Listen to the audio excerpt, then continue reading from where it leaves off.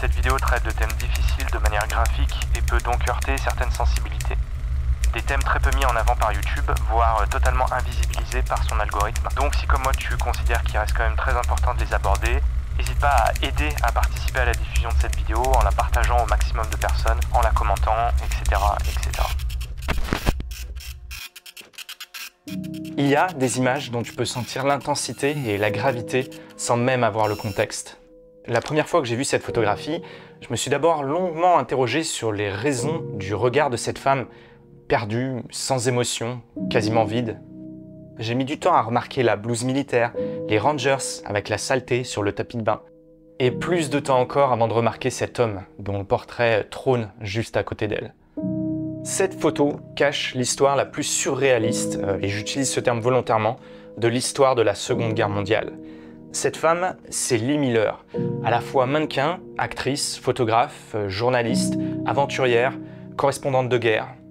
Mais au-delà de ces mille et une vies, elle est surtout à l'origine de la série de photographies la plus importante et bouleversante de tout le XXe siècle. To remember the Holocaust is but a first step. To learn from it and teach it, and everything that happened in the Second World War in the way of racism, anti-Semitism and xenophobia is the next responsible step, and with that step we are all dependent on each other.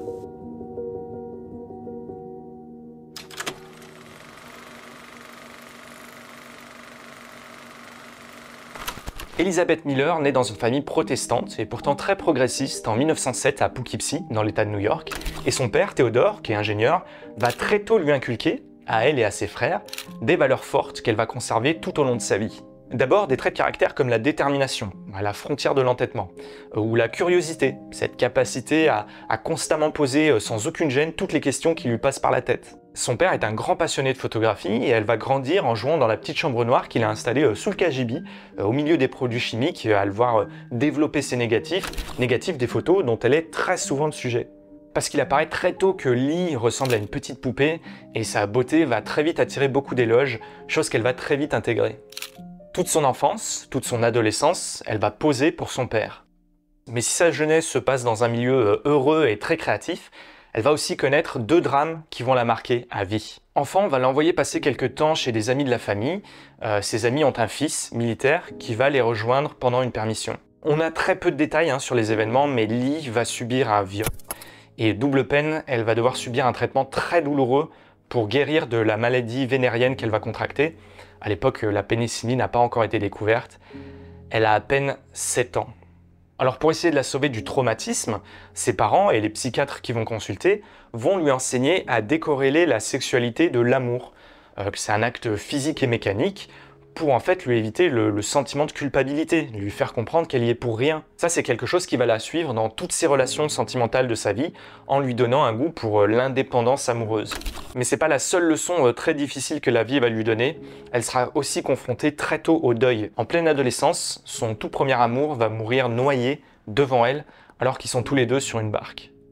Alors pour essayer de compenser toutes ces tragédies, ses parents la gâtent et lui passent tout, y compris en ravalant leur frustration de la voir se faire renvoyer de plusieurs établissements à cause de sa conduite. Conduite rebelle, mais c'est surtout qu'elle est bien trop intelligente pour le système scolaire et qu'elle supporte aucune forme d'autorité.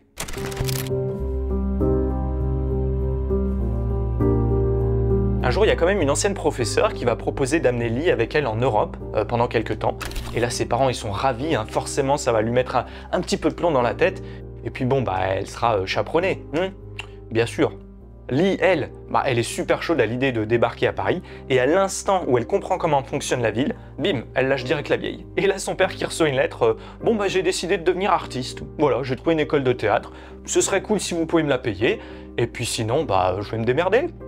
Voilà, à 18 ans, elle devient déjà indépendante et vit à Paris, où elle va y découvrir le bouillonnement culturel des années 20.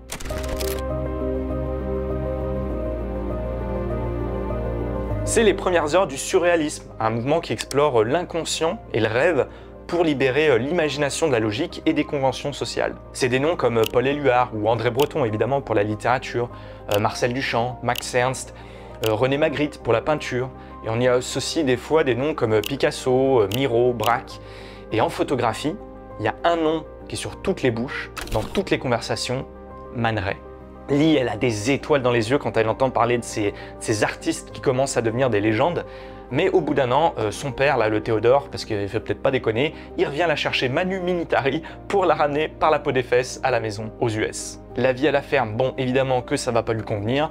Théodore va donc lui accorder d'aller étudier à l'Art Student League à New York. Elle continue d'aider son père de temps en temps, hein, avec qui elle a un profond lien d'amour sur son travail photographique, et elle suit des cours un petit peu sans passion de dessin ou de peinture. On ne saura jamais ce que cette voie aurait pu donner, hein, parce que le destin va s'en mêler sous la forme d'un accident.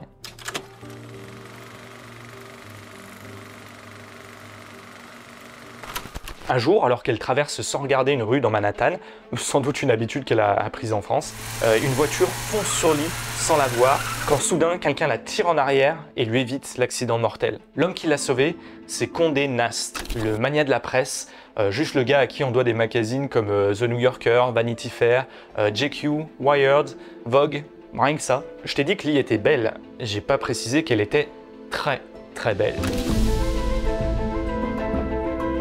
Et en la voyant, Nast est subjugué par sa beauté froide, tu sais, la parfaite incarnation des années folles. Donc il lui propose immédiatement de le rejoindre pour devenir mannequin à Vogue. Comme ça. Et pas seulement mannequin, il va la rendre célèbre en la faisant devenir le modèle principal du photographe le mieux payé du monde à l'époque, Edward Station, qui fait d'elle un des premiers top modèles, on pourrait dire, avec le faste et la vie débridée qui va avec. Oui, je sais, on dirait un scénario de film. D'ailleurs, la vie de Lee a été adaptée en film. Hein. Son biopic va très bientôt sortir au cinéma. It happened so slowly. Yeah, kind of overnight.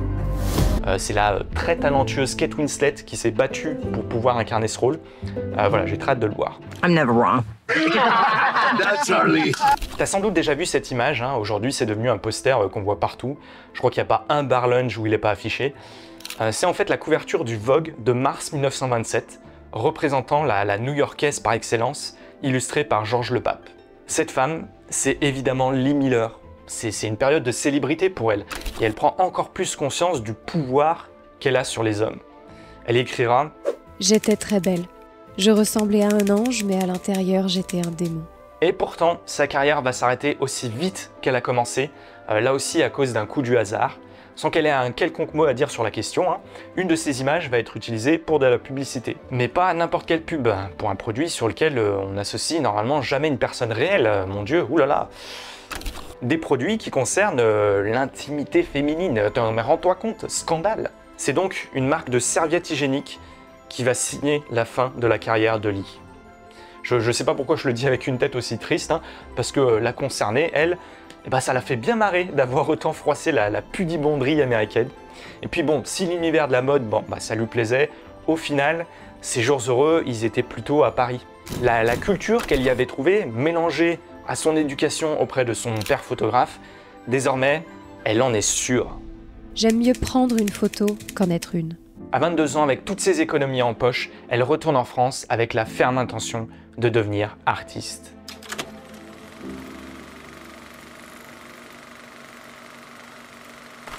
Tu te souviens du plus grand photographe parisien et au-delà de l'époque, Man Ray. Lee, elle se pose pas de questions, elle débarque instant en bas de chez lui, rue Campagne Première à Montparnasse. Bon, pas de bol, il vient de sortir et le concierge lui dit qu'ensuite il va partir en voyage pendant plus d'1 mois. Lee est désespérée, son plan génial est tombé à l'eau, donc elle va noyer son chagrin dans le bar d'à côté. Mais voilà, on l'a vu, l'histoire de Lee, c'est un petit peu la chance sourit aux audacieux, cieuse pour le coup. Et c'est qui qu'elle voit débarquer dans le bar? Et ben Man Ray, là, tranquillou. Bon, je crois que tu commences à connaître l'oiseau, bien sûr qu'elle va pas louper une occasion pareille. Je lui dis sans détour que j'étais sa nouvelle élève. Il me répondit qu'il ne prenait pas d'élèves et que, de toute façon, il quittait Paris pour aller en vacances. Je sais, lui dis-je, je viens avec vous. Et c'est ce que je fis. Nous vécûmes ensemble 3 années. On m'appelait Madame Man Ray, car c'est ainsi qu'on fait les choses en France. Elle sait être convaincante, c'est sûr, hein, et elle va devenir donc son apprentie et son amante.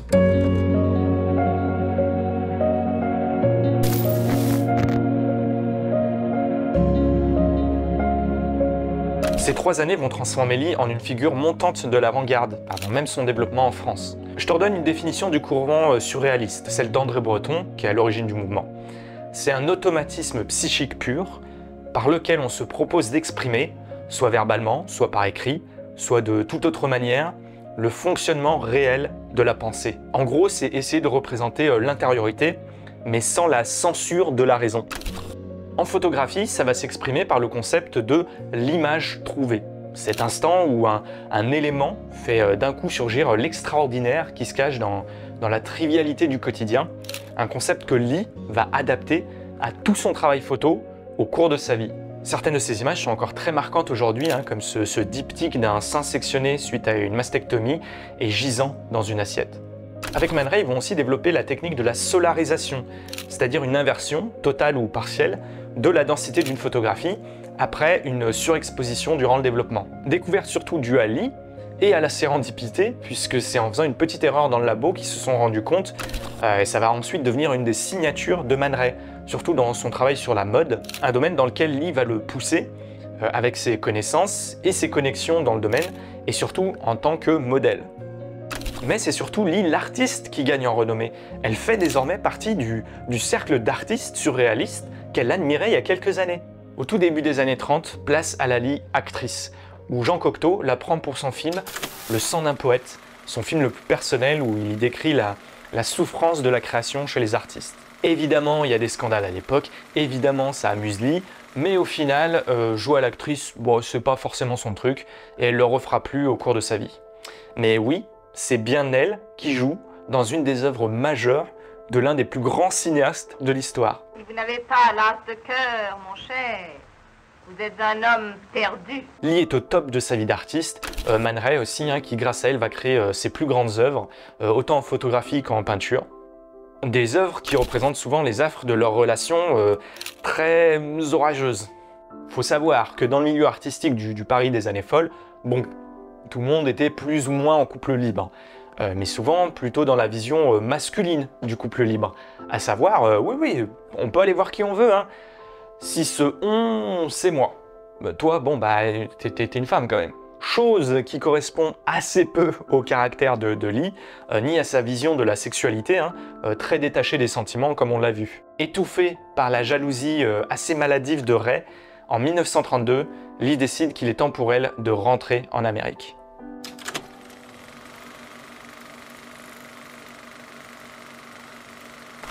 Lee Miller Studio Inc. C'est le studio photo qu'elle crée à son retour dans un appartement de New York. Et malgré l'état économique du pays, qui subit encore les conséquences de la crise de 29, c'est un succès retentissant.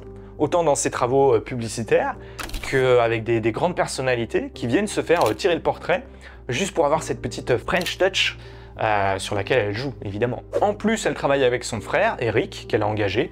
Tout se passe bien pour elle. Sauf l'ennui. Je pense qu'on est beaucoup de créatifs à passer par là un jour. Trop de travail commerciaux, les œuvres personnelles vont lui manquer. Et le surréalisme, faut dire qu'il n'est pas très bien compris encore aux US. Lee, elle a besoin d'aventure, et la vie va lui en proposer une. Enfin, celui qui va faire une proposition, c'est surtout Aziz Helloui Bey. Aziz, lumière, oui, mais c'est surtout un homme d'affaires égyptien qu'elle a rencontré en Europe, qui était tombé éperdument amoureux d'elle, et où ils étaient devenus amants. C'est d'ailleurs l'ambivalence de ses sentiments pour lui et pour Man Ray qui avait poussé Lee à quitter Paris. Le voilà le nouveau changement de vie qu'il lui faut. Donc t'as sa maman, un jour qui reçoit un coup de fil. Tu te souviens d'Aziz, le gars que je vous ai présenté la dernière fois? Oui? Ouais, bon voilà, je l'ai épousé ce matin. Petite consternation dans la famille, mais bon, il commence à la connaître. Par contre, grosse consternation de l'état civil US qui vont la mettre en garde, parce que le monsieur, là, il est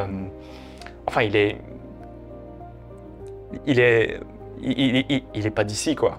Et écoute, pas de souci, il file direct se marier au consulat royal d'Égypte de New York, sous la loi musulmane, le 19 juillet 1934, et le couple part ensuite s'installer au Caire.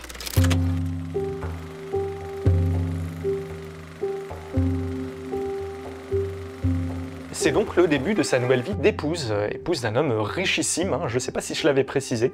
Et très vite, le fait de ne pas avoir travaillé, ou du moins d'avoir laissé son fidèle Rolleiflex de côté, eh ben ça va très profondément ennuyer la jeune femme. Ben oui, mais voilà, mais c'était sûr. Bon, au bout d'1 an, elle va quand même se découvrir une nouvelle passion, les longues expéditions dans le désert avec des amis, quitte à se mettre en danger. Mais ça relancera aussi sa passion pour la photographie. D'ailleurs, son œuvre la plus célèbre, elle est prise durant un de ces voyages-là, Portrait of Space, qui est une image même du surréalisme, hein, une métaphore de l'intériorité et de l'extériorité. Voilà, c'est une illustration de comment une simple image banale peut capturer et représenter des pensées complexes. C'est cette photo qui deviendra indubitablement la source d'inspiration de Magritte pour Le Baiser. Mais malgré tout ça, l'oisiveté de la vie égyptienne, ça continue à faire dépérir Lee petit à petit. Sa vie d'artiste bohème lui manque, et Aziz, il le voit bien. En 1937, il lui offre un voyage à Paris pour qu'elle puisse renouer avec ses origines artistiques.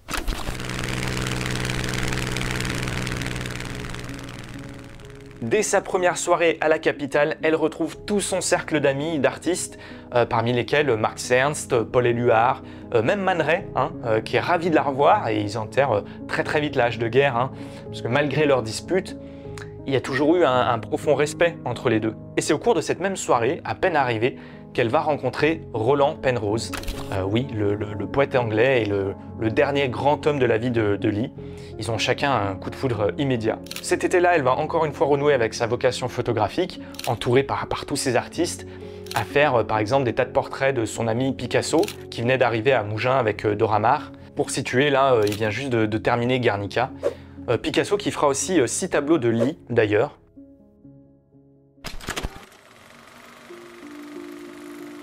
Le retour à la vie mondaine en Égypte est alors très dur pour elle, et elle confessera dans une lettre à Aziz Quant à moi, je ne sais franchement pas ce que je veux, si ce n'est avoir ma part et la dévorer.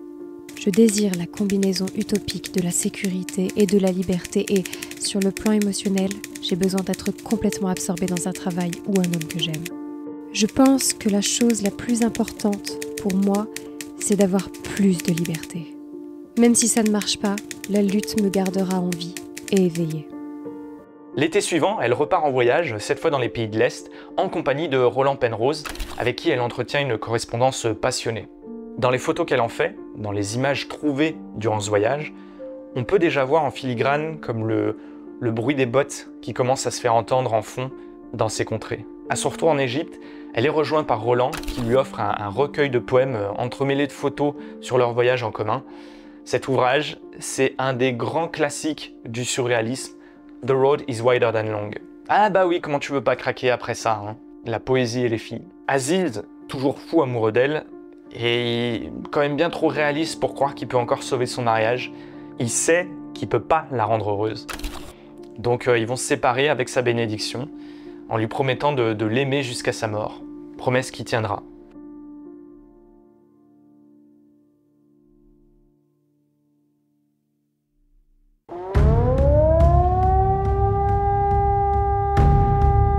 Après un petit détour par la France, elle rejoint Londres avec Roland, mais le jour même de leur arrivée, t'as des sirènes antiaériennes qui hurlent partout dans le ciel. C'est plus des simples rumeurs maintenant. La Seconde Guerre mondiale vient juste d'être déclarée. L'ambassade américaine la contacte immédiatement par courrier pour la faire monter sur le premier bateau. Les États-Unis veulent pas du tout se mêler du conflit et ils rappellent tous leurs ressortissants pour leur sécurité. Lee, évidemment, déchire la lettre. J'ai mangé mon pain blanc. Maintenant, je vais affronter les fusils. La première année, les affres de la guerre, en fait, ils sont assez peu visibles en Angleterre. Et Lee, avec un petit peu de magouille, elle va réussir à obtenir un permis de travail et se faire engager à Vogue, dont la rédactrice en chef, Audrey Withers, va devenir sa grande amie. Lee redevient donc photographe de mode durant la guerre. Elle va illustrer les femmes, le stylisme, en essayant de donner un semblant de normalité à tout ça.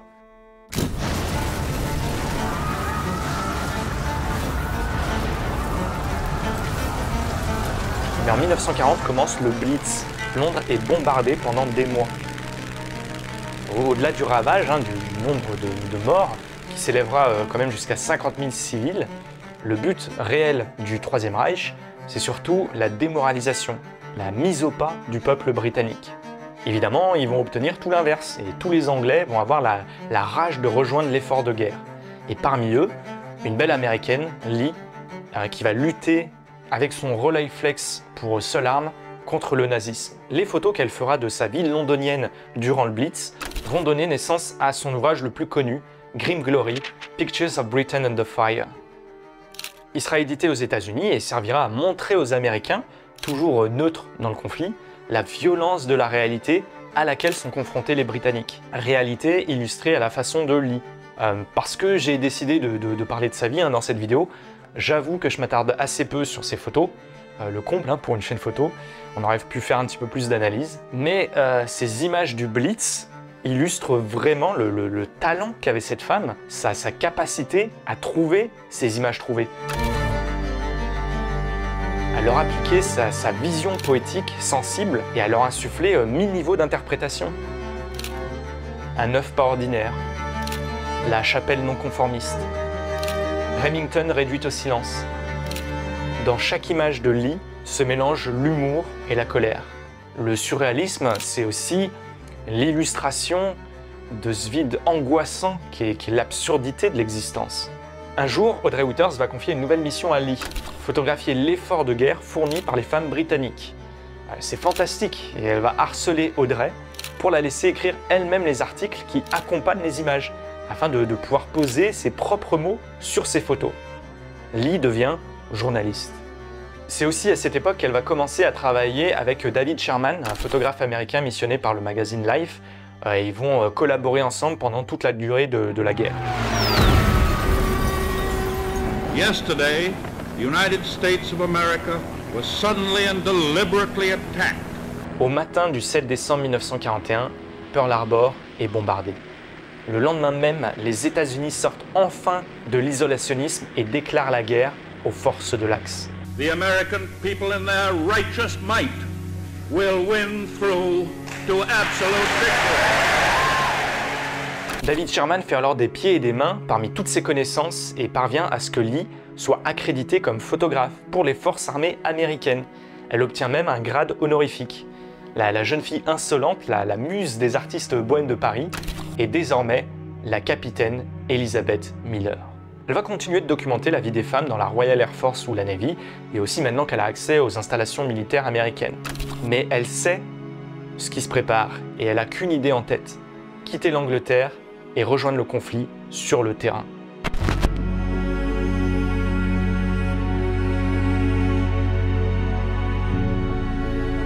En juin 1944, la nouvelle tombe. Ce que tout le monde attendait est arrivé.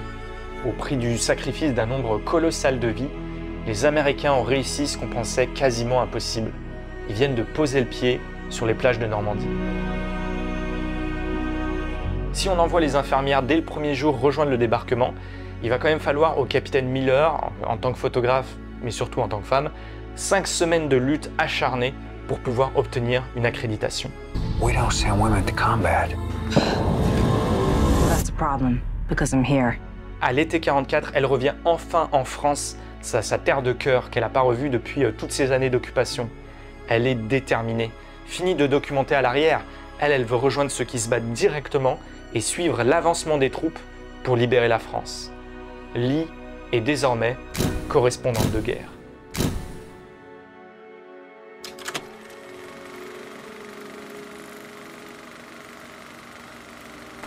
Pour sa toute première mission, Lee doit couvrir le 44e hôpital d'évacuation US à Brickville. Elle va revenir à Londres avec 35 rouleaux de pellicule et un texte d'une dizaine de milliers de mots. Le rythme de travail était plus rapide qu'à l'hôpital. Les médecins et les infirmières étaient encore plus épuisés et savaient qu'avant la fin de la nuit, ils allaient manquer de sang. Les blessés n'étaient pas des chevaliers aux armures étincelantes, mais des corps brisés, sales, débraillés, abasourdis. Ils arrivaient du poste de secours du bataillon situé sur la ligne de front avec des pansements de fortune hâtivement appliqués, des garrots, des bandages ensanglantés. Certains à bout de force, inanimés. Audrey Winters, donc la rédactrice en chef de Vogue, sait désormais qu'elle publie plus qu'un simple magazine de mode là, mais qu'elle rentre avec ce matériel dans une autre dimension. Lee, elle a qu'une idée en tête, c'est de retourner immédiatement sur le terrain. Elle a compris une chose, c'est que tous ceux qui pensent que le débarquement signifie la fin de la guerre se trompent. elle est loin d'être terminée. Alors elle s'invite à bord d'un navire de débarquement US pour Saint-Malo, navire qui est malheureusement détourné pour décharger du matériel.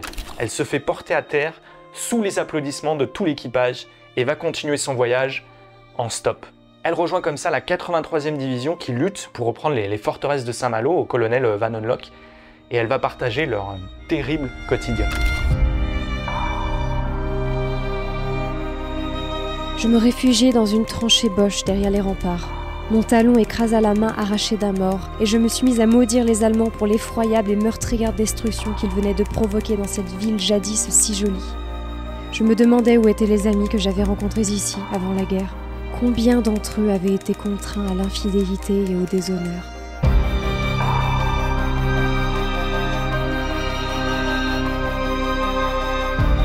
Combien avaient été abattus, ou affamés, ou quoi encore? Je ramassai la main et la lançai à travers la rue. Et je rebroussai chemin en courant, me tordant les pieds, trébuchant sur les pierres entassées et instables et glissant dans des flaques de sang. Mon Dieu, c'était effroyable.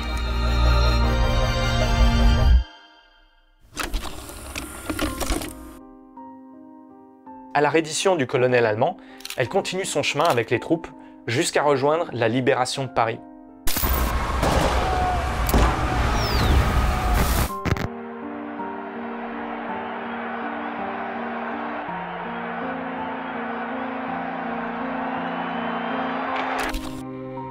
Elle y photographie la joie, les enfants. Jean Cocteau, qui avait été battu au point de devenir presque aveugle après avoir refusé de saluer le drapeau français sous lequel défilaient les Français de la Légion allemande, mais aussi les femmes tondues pour avoir capitulé face à l'ennemi. Avec toujours cet œil, cette vision surréaliste des images trouvées. Des images trouvées qui servent désormais plus qu'à illustrer la banalité du mal. Lee, elle n'a qu'une obsession, c'est retrouver ses anciens amis. On la voit ici avec ceux qu'elle a pu réunir, Roland Penrose, Louis Aragon, Picasso, Nush et Paul Éluard, Elsa Triolet. Elle va rester comme ça un long moment, des semaines, à l'hôtel Scribe avec David Sherman, qui arrive aussi à Paris, à faire des piges et même à recommencer pour Vogue à faire des images de mode. Le monde entier veut désormais savoir ce que vont faire les grands couturiers de Paris. Le monde entier veut surtout retrouver un semblant de normalité. Mais Lee, elle a déjà commencé à changer, et tout ça, ça lui paraît fade. Et surtout, elle sait que la guerre n'est pas terminée. Les Alliés vont bientôt rentrer en Allemagne, et c'est là qu'elle doit être. Lee rejoint alors l'Alsace, en plein hiver glacial. Les Allemands sont adossés au Rhin, ils font face aux Américains qui luttent, accompagnés des troupes françaises libres, avec les soldats de la Légion étrangère. Il y a des contingents marocains, espagnols, russes, argentins même. Les journalistes restent dans des campements et récoltent les informations au compte-gouttes. Pas Lee. Il faut réussir à l'imaginer au plus proche de la mitraille, avec ses deux relais flex autour du cou et au plus près des soldats. Il n'y avait pas de téléobjectif à cette époque.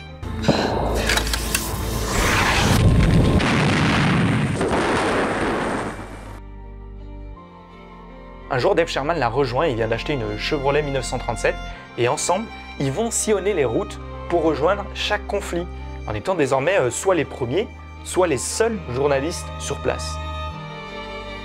Et les batailles s'enchaînent. Le général Patton s'est emparé de Nuremberg. La fin est toute proche, désormais. Lee, elle est désormais habituée à l'horreur. Elle a vu au plus près plus de blessés, de morts, qu'elle pourrait même pas les compter. Elle tressaille plus devant les atrocités, alors même que des GI aguerris sont en train de vomir à côté d'elle. Mais pourtant, rien ne l'a préparée à ce qui va suivre.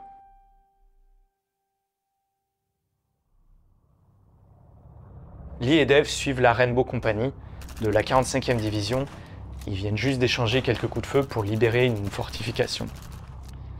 Lee et Dave font partie des premiers à passer les grilles du Jurhaus, sur lequel est inscrit en lettres de fer forgé « Arbeit macht frei », le travail rend libre. Lee et Dave font partie des premiers à pénétrer dans les camps de Dachau et Buchenwald. Lee a aucune autre solution que d'exprimer son choc et sa colère par la photographie. Tétanisée et muette, elle erre dans les camps en capturant tout ce qu'elle voit, au milieu des GI désemparés face à l'idée qu'un carnage pareil puisse être possible sur des civils. C'est tellement inconcevable que ceux des militaires non présents à qui on raconte la situation se mettent à croire à une mise en scène de leur propre camp, à des fins de propagande. Parce que ce qu'on leur raconte, ça peut pas exister. Elle se donne alors la mission de mettre le monde face aux horreurs perpétrées ici. Lee Miller est la personne à qui on doit les premières images des camps de concentration. Les images des quelques rescapés, squelettiques et affamés, les images des fours qui ont tourné jusqu'à la fin, les tas d'ossements de corps dont l'âge ou le sexe était juste un critère uniquement bon qu'à équilibrer les piles, les images de la cendre, des excréments et du vomi au milieu des maladies. Elle sait qu'elle va devoir lutter pour forcer le monde entier à faire face au choc. Le monde entier qui voit déjà la victoire et qui parle de mode à Paris.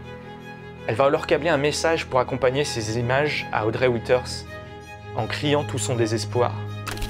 Je vous supplie de croire que c'est la vérité. Et à force de lutte, elle va y parvenir à convaincre sa rédaction. Les photos, probablement les plus importantes de ce siècle, les premières images confrontant le monde à la réalité de la Seconde Guerre mondiale, sont publiées dans Vogue, un magazine de mode. Elles sont prises par Lee Miller, une jeune artiste surréaliste, modèle et photographe de mode. Le titre de cet article, resté célèbre, reprend la supplication de Lee.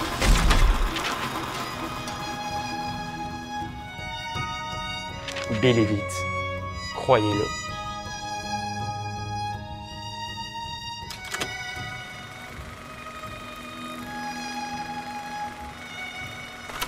Lee et Dave sont à Munich, ils sont dans un vieil immeuble. L'intérieur est banal, ordinaire, un appartement de la classe moyenne. Mais sur l'argenterie, ornée de croix gammées, il y a une initiale, AH. Ils viennent de trouver l'appartement du Führer, le fameux nid d'aigle. Il l'ignore encore, mais au moment où Lee et Dave prenaient possession des lieux, lui venait de se mettre fin à ses jours avec Eva Braun dans un bunker. Lee a qu'un désir en retrouvant cette illusion du confort, se débarrasser de la souillure de ces derniers jours. Et elle réfléchit à l'image qu'elle veut en garder, peut-être l'image la plus surréaliste qu'elle fera. Elle organise la salle de bain, positionne son cadrage, charge David de déclencher et se glisse dans la baignoire.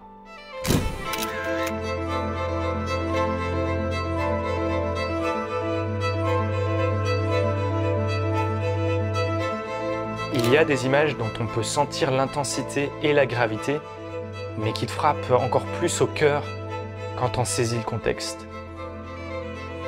Je pourrais parler pendant des heures, analyser ce qui fait partie, pour moi, d'une des plus grandes photos jamais prises. Je pourrais souligner la position de cette statue, métaphore du culte du corps des nazis, les rangers sales de la boue des camps qui imprègnent le tapis de bain du chef du Troisième Reich. Je pourrais parler de la femme nue qui se lave des crimes dans la baignoire de celui qui les a commis, alors que son portrait semble l'observer à ses côtés. Mais elle regarde ailleurs. La première fois que j'ai vu cette image, et à chaque fois que je l'observe depuis, je vois d'abord le regard de Lee Miller. Le regard d'une femme qui, à force de témoigner de ce qu'elle a vu, semble perdue pour le monde.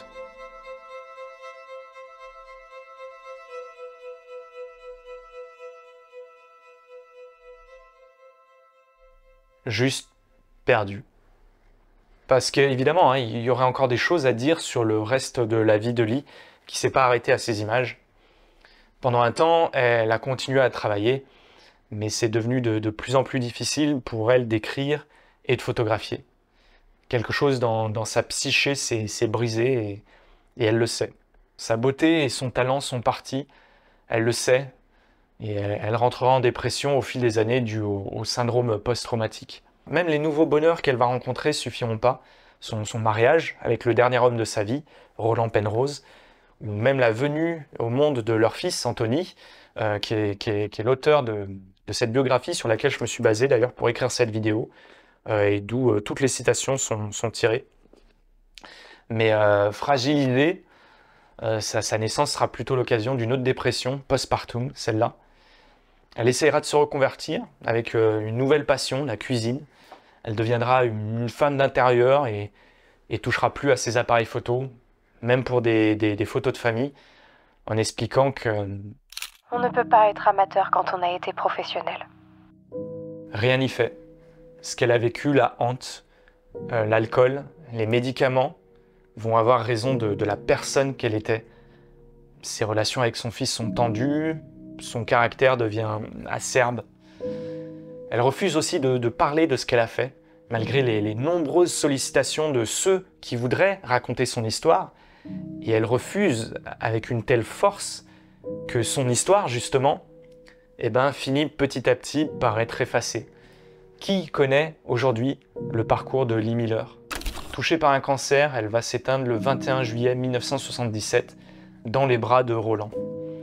C'est une des dernières images qu'on a de Lee, prise par Marc Ribot à Arles.